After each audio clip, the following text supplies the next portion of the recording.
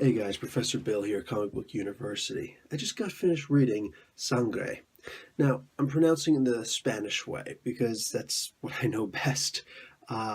This comic is actually in English, or you can find it in French.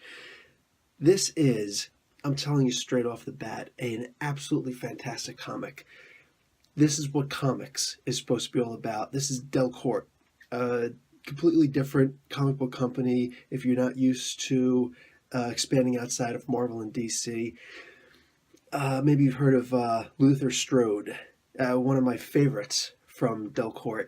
And this one right here, this is actually passing Luther Strode in its own way. It's different. Sangre is in a fantasy world like Dungeons and Dragons, but I've read Dungeons and Dragons type comics before. I've actually read actual comics from Dungeons and Dragons, and every single one that I've ever read, at least, is always just the same old. And you don't realize how same old they are until you've read Sangre. Sangre means blood. Yeah, her name is Blood, the main character of this comic. And she starts off as a little girl. And immediately we see that she deals with an absolutely horrible tragedy. Her family and all of the people in her little tribe, I guess would be, are murdered right before her eyes. She gets away, clearly, and her little wolf gets away too eventually. Now, this is a very magical and ish scientific world. It's amazing. It's different than anything I'd ever seen before. Weird little things like shoving hoses in the butt of a yak to get the gas to keep their their wagon floating behind them. It's weird, but interesting. It's different. You get to see drakes, small dragons, being ridden on, and they transport people to different worlds. Yeah, and this is done by characters who, when they're young and they're about to begin their apprenticeship, once they've been approved for apprenticeship for this strange sort of court that allows it, their fingernails, all 10 of them, are completely ripped out, and then they're tattooed right where the nail used to be. Then when the nails grow over top of them, they're protected a little bit. So they're able to cast the runes in certain ways and teleport people through portals to different worlds. Very cool stuff. Stuff that, hey, I've never seen before in the comics, playing Dungeons and Dragons, anything like that. It's something different, and this is extremely imaginative. I'm going to give you a little bit from the comic because this comic has to be read. This needs to be on your must-read list today. Sangre, after she's found someplace later, you get to see just how ruthless this world can be. And you could put yourself in their shoes, so you see that, hey, I've got to be able to turn a profit from this or that someplace else. What am I supposed to do? At the same time, you could still see from her point of view how it's really kind of messed up. So it's interesting seeing the play on different ways to see all these things that are happening while she's away, and she's being bullied now by other little girls who are from high society, while she's clearly not. Her family was actually wine merchants. She learns that she's got an interesting natural affinity towards this ability to stop time. Now, it usually only works for 2 to 3 seconds tops, and that's with years of mastery, but she's able to get a knack for it, and she kind of has to develop it on her own. And the events that happen to cause that to be the case are so interesting to read. The ability doesn't come for free.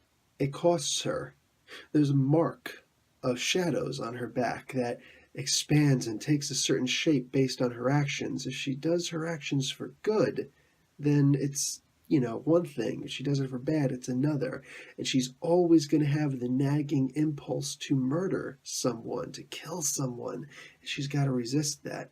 And certain things allow her to resist, and certain things kind of take her away. More than that, probably a lot more important, at least at the intermediary, is that she goes blind. Now, it's temporary and depends on how long she did stop time for. At the same time, you never know when the blindness is going to take place. For instance, it could happen an hour later for a couple of minutes, or it could happen immediately. So she's got to be careful how she does this. At the same time, she's very young and kind of impulsive. So, how do you temper revenge? You see, and revenge is pretty much what the story is about up front. There's a whole lot going on behind the scenes, which I can't wait for it to be explored further, but it is being explored. But she's out trying to find revenge for her family and to see if there was possibly any survivors. One survivor does make it back to her fairly soon, and it's heartwarming. It really is. But it's amazing to see this little girl's journey, the power that she has, the things that she's got to deal with, the expectations of society in this entirely new world, somewhat based off of pure magic, others based off of the mundane. And it's great to see the socioeconomic implications. Guys, if you're ever planning on just running a Dungeons and Dragons campaign and you want to do something in the city, not out in the wilderness, this is the book to read. This is everything that you could possibly imagine in a city campaign. You see, while Professor Bill is an avid comic books reader, I am also a Dungeons and Dragons connoisseur of sorts, and this right here, this is the kind of gaming world that I want to play in. I want to explore this entirely different world. This is worlds. This is what role-playing is all about. And if you need something that's going to change up from Marvel and DC and all of the big ones, all of the middle ones, Del Court, Sangre, this is the comic that you want to read. Guys, find this comic. If all else fails, you can get it at Comixology. This is the comic that right now I am most anticipating seeing more of next month. Guys, this is Professor Bill, Comics Books University. Class dismissed. Yeah, I know my voice sounds weird. I had laryngitis for an entire day. Leave me alone.